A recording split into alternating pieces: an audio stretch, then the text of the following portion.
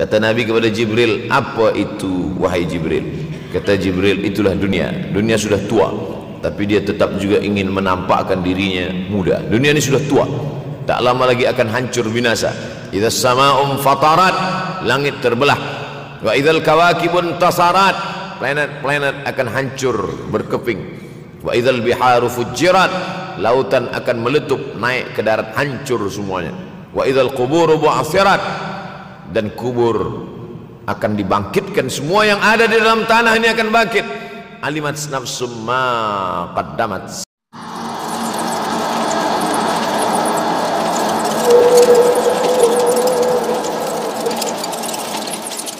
Akhir zaman. Kalau ada akhir tentu ada awal. Ada setengah kelompok mengatakan dunia ini tiada berawal, tiada berakhir. Kata dia dunia ini qadim, sama seperti Allah Subhanahu wa ta'ala. Kalaulah dunia ini qadim, tentu ada dua yang qadim, ada dua yang kekal abadi. Maka orang yang mengatakan alam ini kekal, tiada berawal, tiada berakhir, dia sudah syirik. Syirik maknanya mengatakan ada dua yang qadim. Allah tiada berawal, tiada berakhir, dunia tiada berawal, tiada berakhir. Siapa yang mengatakan alam ini tiada berawal, tiada berakhir, maka dia syirik.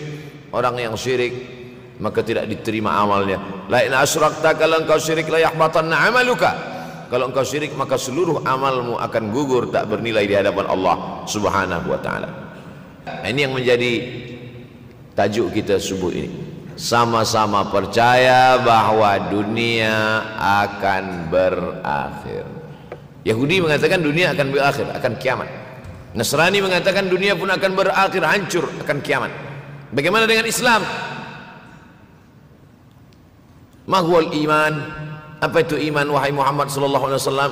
Antu'mina billah, percaya kepada Allah, wa malaikatihi, percaya kepada malaikat, wa kutubihi, percaya kepada kitab-kitab, wa rusulihi, percaya kepada rasul-rasul, wal yaumil akhir, percaya bahwa dunia ini akan berakhir. Wa tu'mina billah, wa tu'mina bil qadri khairihi wa syarrihi, engkau percaya kepada takdir baik dan takdir buruk. 6. Siapa yang tidak percaya kepada rukun iman yang 6, maka dia tidak lagi diakui sebagai umat Muhammad sallallahu alaihi wasallam.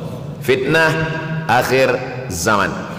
Saya nak menjelaskan tajuk kita subuh ini. Fitnah, terjadi banyaknya siksa-siksa. Akhir zaman, di ujung zaman. Menunjukkan dulu ada awal zaman, sekarang ada akhir zaman. Ada awal masa dunia, kita sekarang sudah berada di ujung dunia. Manakala Nabi Muhammad SAW Isra dan Mi'raj, dia melihat dalam perjalanan Isra Mi'raj itu ada seorang perempuan tua yang sedang bersolek. Jadi perempuan tua bersolek ini sudah nampak Nabi sejak masa Isra Mi'raj lagi. Jadi jangan terkejut bila sekarang nampak ada orang tua bersolek. Dah lama dah. Kata Nabi kepada Jibril, apa itu wahai Jibril? Kata Jibril, itulah dunia. Dunia sudah tua, tapi dia tetap juga ingin menampakkan dirinya muda. Dunia ini sudah tua, tak lama lagi akan hancur binasa. Idza sama'um fatarat, langit terbelah. Wa idzal kawakibun tasarat, planet-planet akan hancur berkeping. Wa idzal biharu fujirat, lautan akan meletup naik ke darat, hancur semuanya. Wa idzal quburu bu'athirat, dan kubur akan dibangkitkan. Semua yang ada di dalam tanah ini akan bangkit. Alimat nafsum ma qaddamat wa akharat. Kenapa tanah ini tidak bergulung? Kenapa tanah ini tidak bergoncang? Kenapa kulit tanah ini tetap stabil? Sebab ada pakunya. Seperti kertas yang ditempel di dinding, datang angin kencang, manakala angin kencang datang, kertas tak bergoyang sebab ada pakunya. Apa paku tanah ini? Surah An-Naba juzuk 30. Wal jibala autada, kami jadikan bukit-bukit, gunung-gunung sebagai autada, pasaknya. Kalau kita membuat kemah, ada tiang. Tiang ini bergoncang. Bagaimana supaya tiang ini tidak bergoncang? Pasang pasak-pasak di tepi tiang. Pasak dunia ini adalah bukit-bukit. Kalau kita menengok ada bukit, maka sebenarnya sepertiganya saja yang ada di atas. Bukit yang besar di atas itu sepertiga, 2/3 bukit terhunjam, tertanam ke dalam tanah. Wal jibala autada. Tapi sampai masanya nanti bukit ini akan tercabut. Wa takunul jibalu kal ihnil manfush. Wa takunul jibal, bukit-bukit, kal ihni, seperti bulu kambing, manfush, bulu kambing yang dihembus angin. Hebatnya ayat-ayat Al-Quran itu, Allah memilih kata-kata sesuai dengan keadaan. Sembayang malam berat, nak jaga tidur malam berat. Kata berat bangun malam itu mengucapkannya pun berat. Wa minal laili fatahajjad, tahajjad berat. Sebagaimana beratnya jaga tengah malam, begitu Allah pilihkan kata yang berat, tahajjad berat. Wa takunul jibalu kal'inil manfush. Wa takunul jibal, bukit-bukit, gunung-gunung yang besar, yang berapi, kal jibal, kal ihni, seperti bulu kambing, manfush. Nun berjumpa dengan fa, fa mengeluarkan angin, shin pun menghembuskan angin. Ambil bulu kambing, letakkan di tapak tangan, kal ihnil manfush. Sebagaimana terbangnya bulu kambing dari tapak yang dihembus angin, begitulah gunung-gunung akan tercabut. Kalau gunung-gunung yang besar, gunung yang dari batu, gunung yang berapi, yang mengeluarkan lahar, itu tercabut dari tanah seperti bulu kambing dihembus angin, bagaimana agaknya kita nanti? Tak tahu entah macam mana. Macam butiran debu-debu, macam butiran tepung yang dihembus angin kencang. Wataran nasa sukara, selepas gunung-gunung itu tercabut lalu tanah ini bergoncang, kau lihat manusia macam mabuk. Wataran nasa sukara, kau pandang manusia macam mabuk. Wa mahum bisukara, mereka tidak mabuk. Mereka berjalan bergoncang bukan kerana mabuk, walakin azaballahi syadid, kerana azab Allah itu amat sangat kuat. Oleh sebab itu dianjurkan membaca tafsir juzuk 30. Syekh Muhammad Abduh, tafsir Al-Munir, tafsir Al-Manar yang ditulis oleh muridnya, dia bagi tazkirah saja, dia tak ada menulis, tapi kemudian muridnya Rashid Ridha menulis, itulah dia tafsir Al-Manar. Dia tidak memulai tafsir dari juzuk 1 Al-Baqarah, tapi dia mulakan juzuk 30. Sebab apa? Sebab mengkaji juzuk 30, amma yatasaalun 'anil naba'il 'azim alladhi hum fi mukhtalifun kalla saya'lamun, bercerita tentang hari kiamat. Orang kalau sudah bercerita tentang hari kiamat, datang rasa takut, datang rasa cemas, datang rasa khawatir, kita akan mati, dunia akan binasa, apa yang akan kita bawa? Selepas dia mengkaji juzuk 30, datanglah semangatnya, khusyuklah dia solat, datang semangatnya beribadah, datang hilang rasa cinta harta, dia akan berwakaf, berinfak, bersedekah. Maka fitnah akhir zaman ini perlu dikaji selalu supaya kita mendatangkan khusyuk dalam hati, takut dalam hati, ridha menerima keputusan Allah Subhanahu wa taala. Fitnah akhir zaman. Hadis yang saya pilih diambil dari kitab Sahih Al-Bukhari. Pendek saja, Sahih Al-Bukhari, tapi sebenarnya judul kitab ini panjang.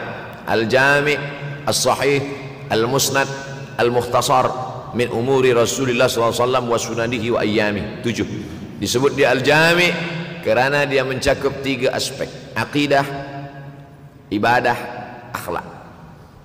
Al-Musnad kerana hadis-hadisnya bersanad dari Imam Al-Bukhari sampai ke Nabi Muhammad SAW, ada silsilah.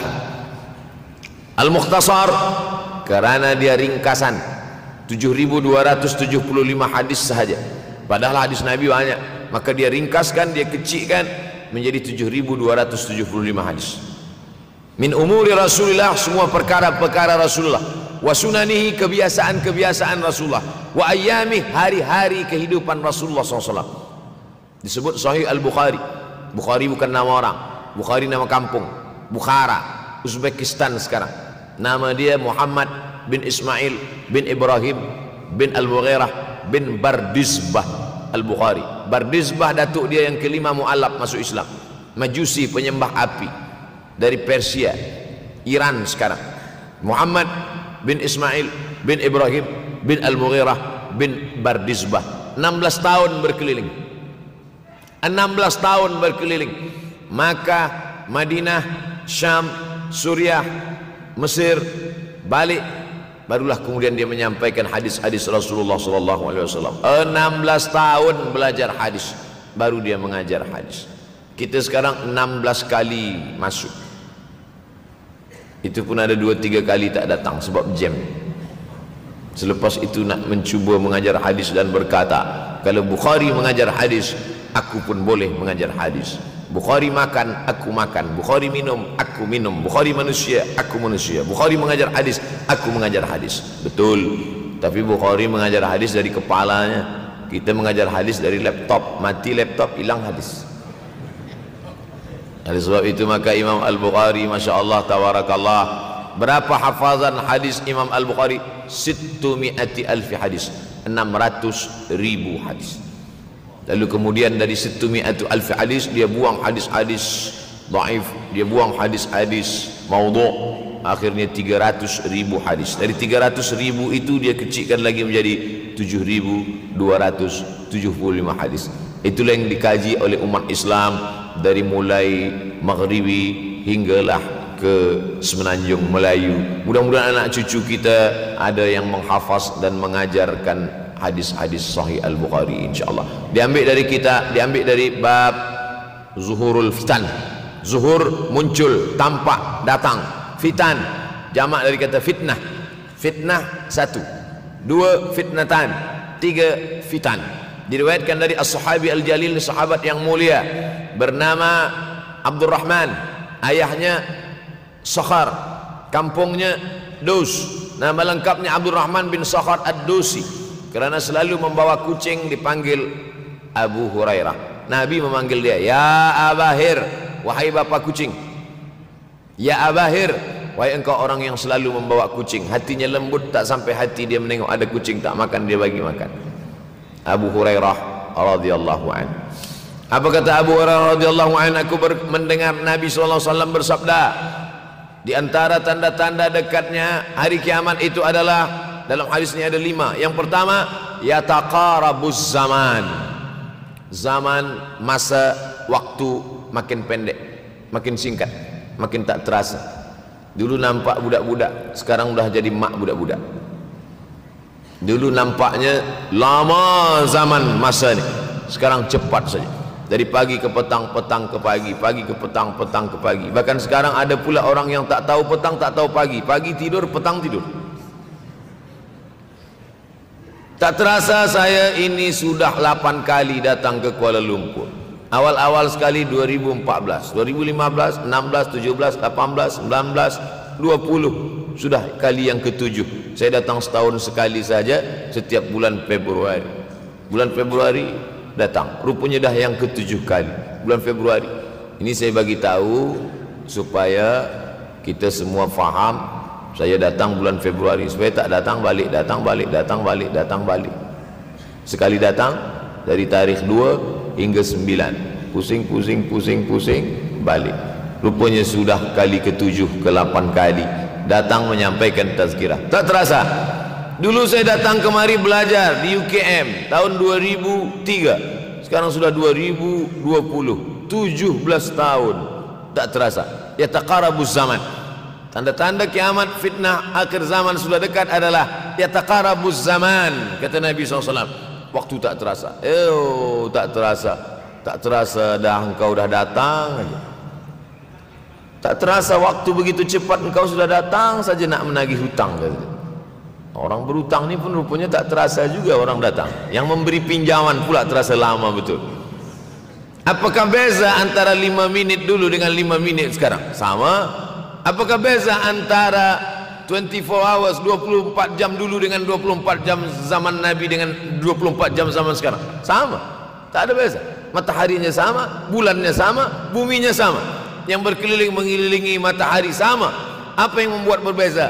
Apa yang membuat zaman itu yataqarabuz zaman? Ada hal-hal yang membuat kita sibuk.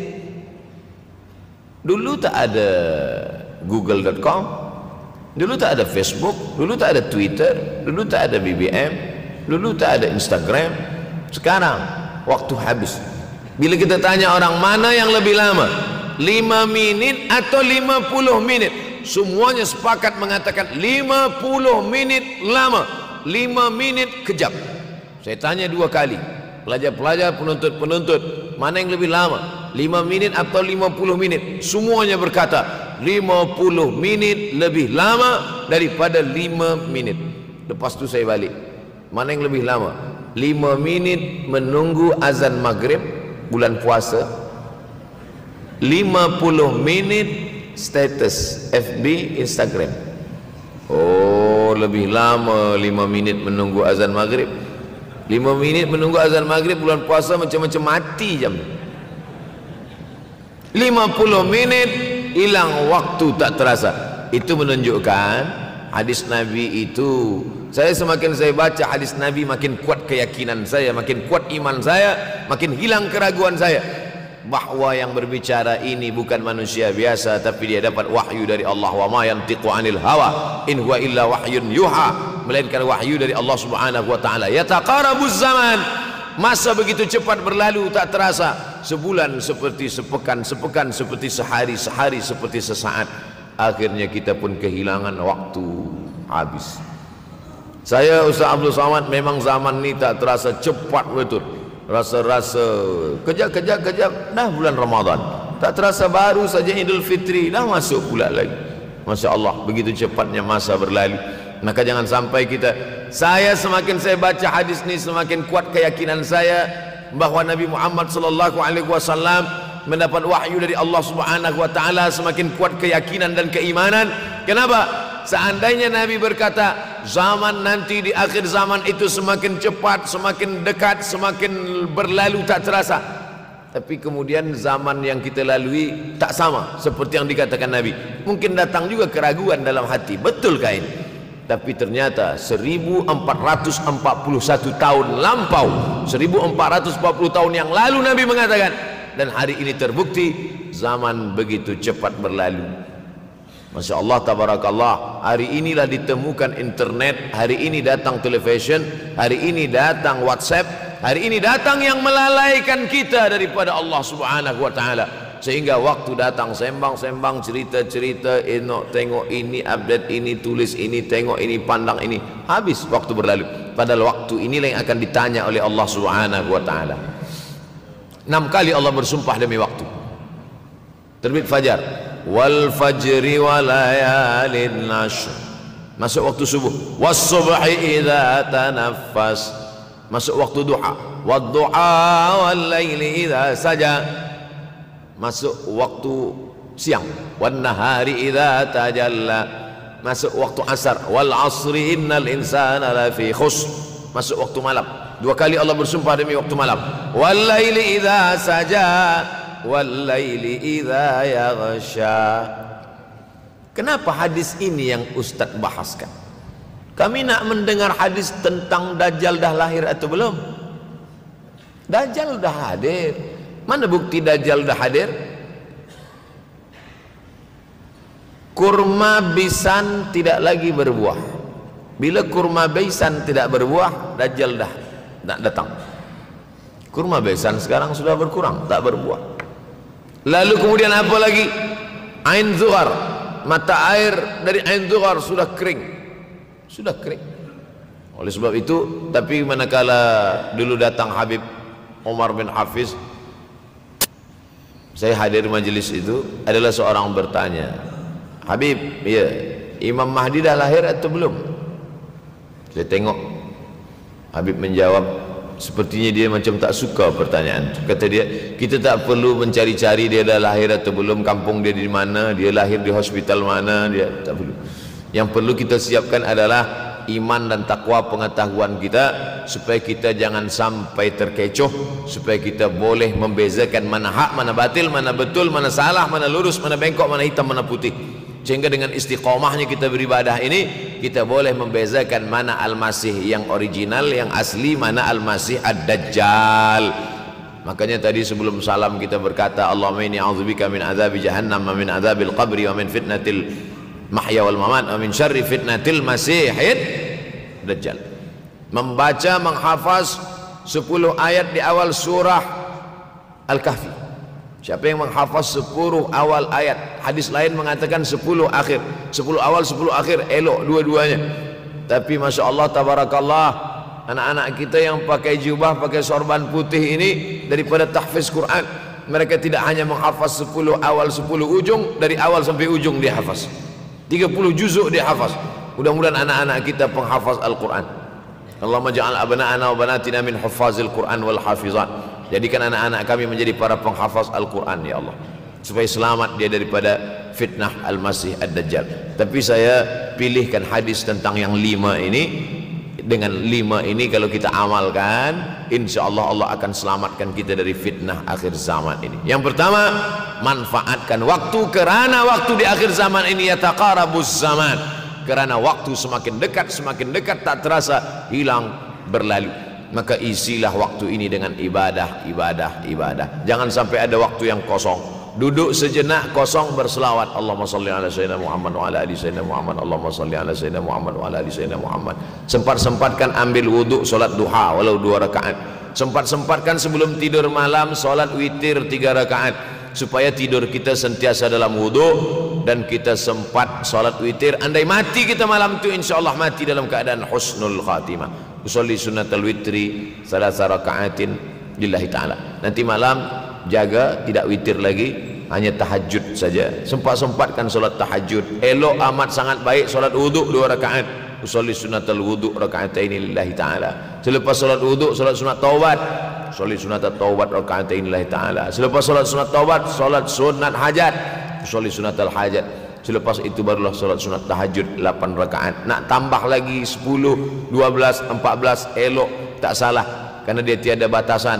Adakah sahabat Nabi yang melakukan ini? Ada. Qatadah bin Nu'man dari selepas Isya sampai azan subuh.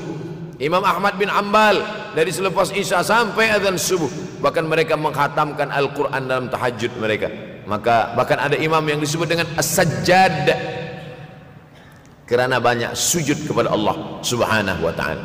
Kerana akhir zaman ini godaan begitu besar. Dulu orang tengah malam tahajud, jam 2 malam, jam 3 malam dia bangun, kerana dia membaca hadis sab'atun yudhilluhumullah. Ada 7 golongan yang mendapatkan naungan Allah. Yauma la dhilla illa dhilluh. Hari itu tak ada naungan kecuali naungan Allah. Rajulun, ada seseorang, zakarallah, dia berzikir mengingat Allah, khalian, di tengah malam, tak ada manusia. Fafadat ainahu, menetes air mata. Maka yang pertama ini, jangan sampai kita kehilangan waktu, kerana waktu, al-waktu kasaif, waktu ini seperti pedang. Illam taqta'hu qata'aka. Kalau tidak kau patahkan dia, kalau kau dapat pedang, patahkan. Sebab kalau tidak kau patahkan, dia yang akan memotong engkau, mematahkan tulang-tulang engkau. Waktu ini kalau tidak kita manfaatkan, kita akan ditanya tentang waktu, kemana saja waktu yang sudah kau pakai.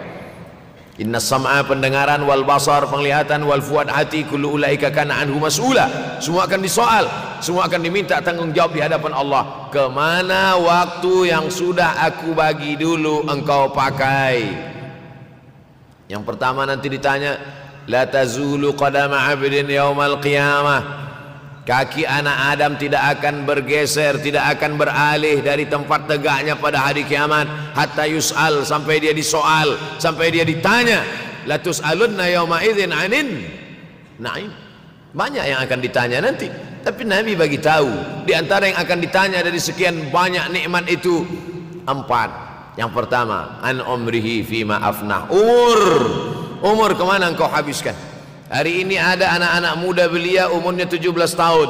17 tahun habis menghafaz Al-Quran. 17 tahun habis iktikaf dalam masjid. 17 tahun habis berzikir, berjubah, bersorban, mengabdikan ilmu, berkhidmat kepada ulama. 17 tahun habis. Tapi ada pula yang dibalik, 71 tahun habis. Rumah, office, kopi, rumah, office, kopi, rumah, office, kopi, batuk, mati, habis. Apa yang dapat kita bawa menghadap Allah SWT? Yang pertama, yataqarabuz zaman. Yang kedua adalah wa yanqusul ilmu.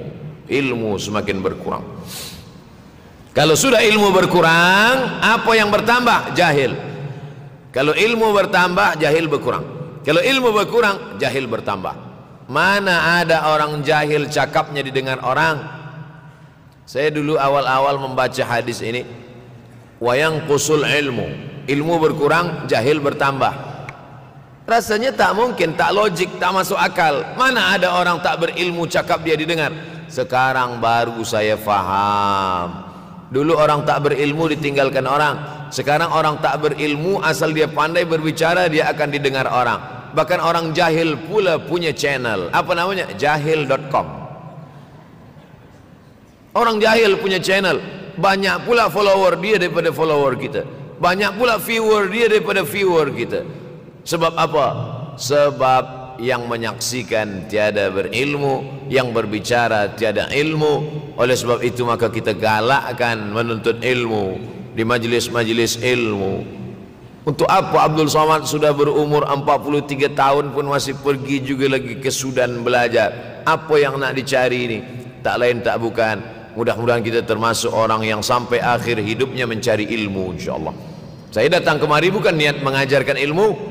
Saya datang ke Malaysia tetap niatnya belajar mencari ilmu. Man salaka tariqan, siapa yang melangkahkan kaki melalui suatu jalan, yaltamisu fihi ilman, siapa yang melalui suatu jalan niatnya untuk mencari ilmu, sahalallahu lahu bihi tariqan ilal jannah, dimudahkan Allah jalannya menuju surga. Innallaha la yantazi'ul ilma intiza'an.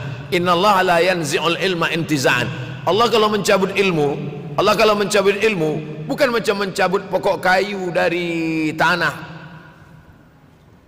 La yantazilul ilmu intiza'an. Allah tidak mencabut ilmu macam mencabut pokok kayu dari tanah hingga ke akarnya, tidak. Lalu bagaimana ilmu ini dicabut? Biqabdil ulama, dengan matinya ulama maka habislah ilmu. Meninggal Imam Syafi'i berkurang ilmu, meninggal Imam Nawawi berkurang ilmu, meninggal Imam Fulan berkurang ilmu. Maka yang hadir adalah al-juhala. Yang lebih menakutkan lagi adalah al-juhala bi thawbil ulama, orang jahil dengan pakaian ulama. Abdul Somad tidak mengatakan dirinya ulama. Saya selalunya membacakan ayat Quran, membacakan hadis Nabi, menyampaikan fatwa ulama. Tak pernah saya berteramah, bertausiah menurut saya. Siapa saya? Siapa kita? Syafi'i manusia, saya manusia. Syafi'i boleh berfatwa, saya juga boleh berfatwa. Imam Syafi'i berfatwa Al-Quran 30 juzuk dalam kepala dia. Kita juzuk 30 pun kadang-kadang hilang. Imam Syafi'i balik dari masjid ke rumah, dia tutup telinga. Datang orang bertanya, Syafi'i, ya, kenapa engkau tutup telinga? Sebab bila aku dengar dari masjid ke rumah, semua yang aku dengar masuk tu semua aku ingat. Aku takut dia ingat di dalam, maka aku tutup. Kita yang saya sampaikan tadi pun tak ingat. Oh, ustaz mengejek kami, enggak. Jangankan yang mendengarkan, yang bercakap pun tak ingat. Nasib baik datang orang Jepun mengingatkan kita. Nah, ini nama dia Sony.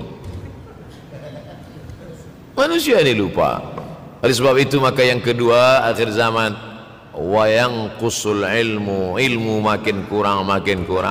Maka bersyukur anak-anak yang dimasukkan ke rumah tahfiz.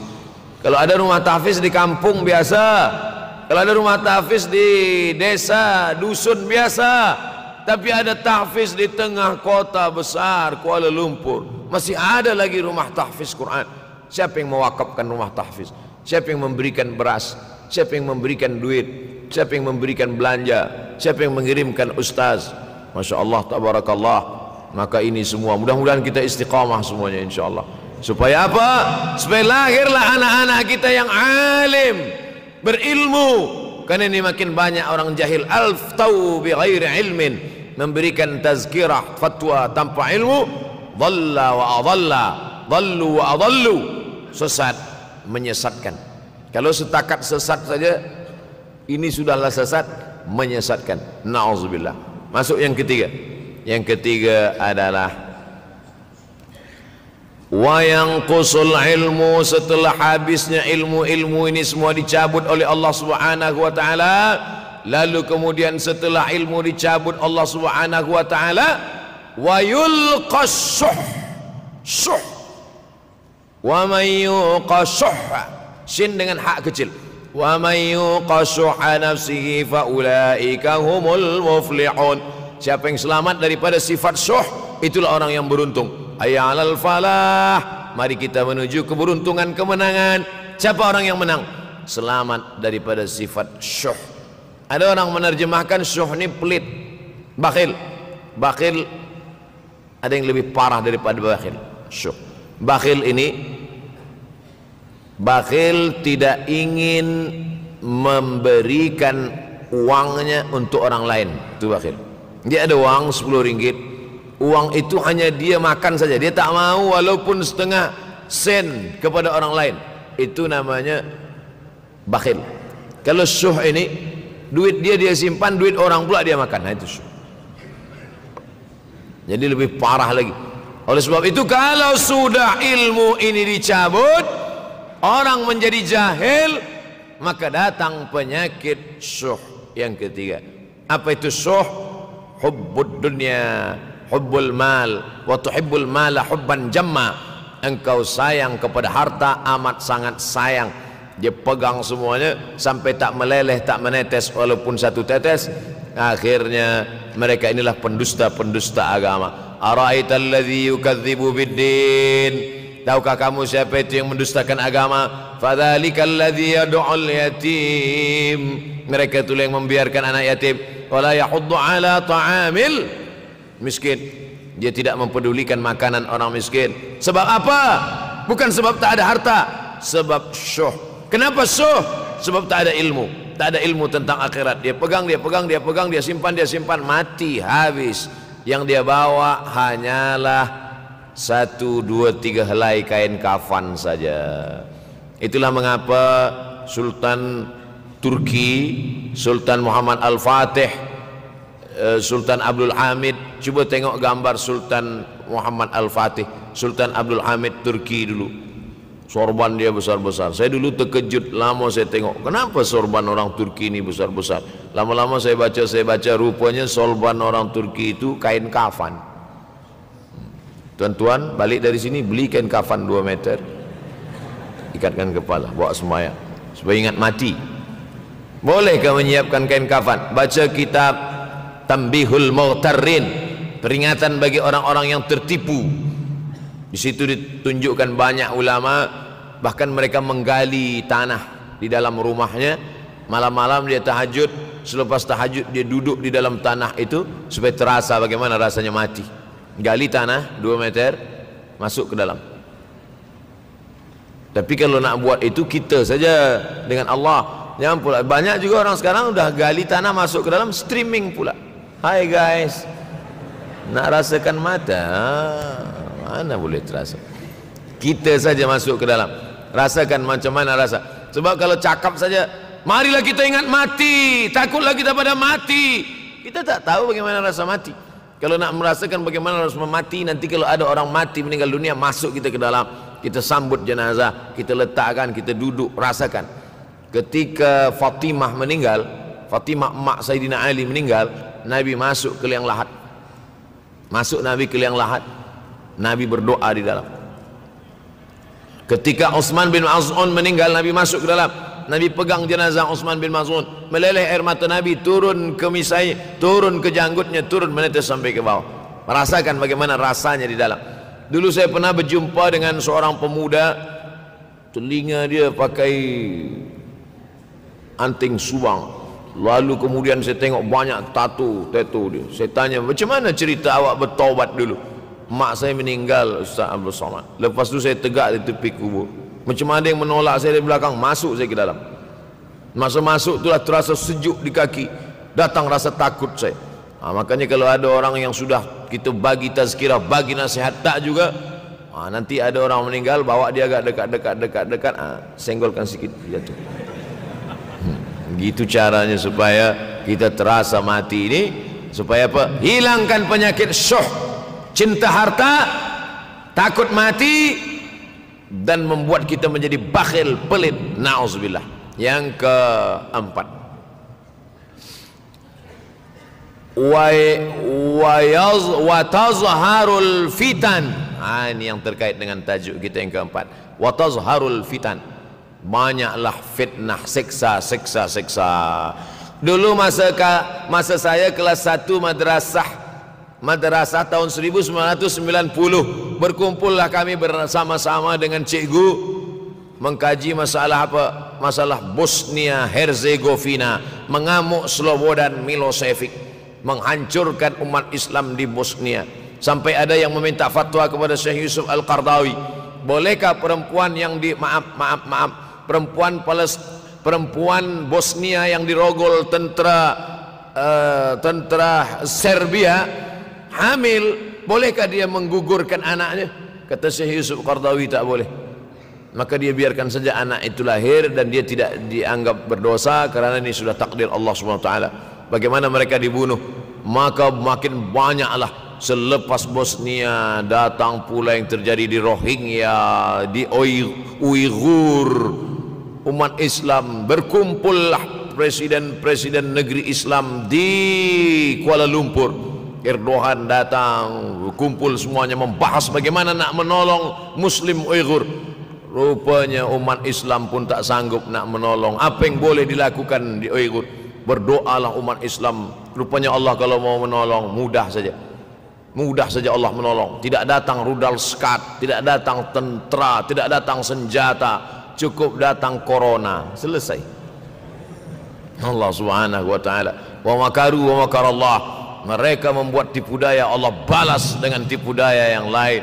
In tansurullah, kalau kau tolong, ittaqu da'watal mazlum, takutlah kamu terhadap doa orang-orang yang teraniaya. Fa innahu laisa bainahu wa bainallahi hijab, karena di antara dia dengan Allah tak ada hijab sama sekali. Wa yakthurul wa tazharul fitan, banyaklah fitnah. Yang terakhir, yang kelima, wa yakthurul haraj. Wa yakthurul haraj, banyak terjadi haraj, kata Nabi.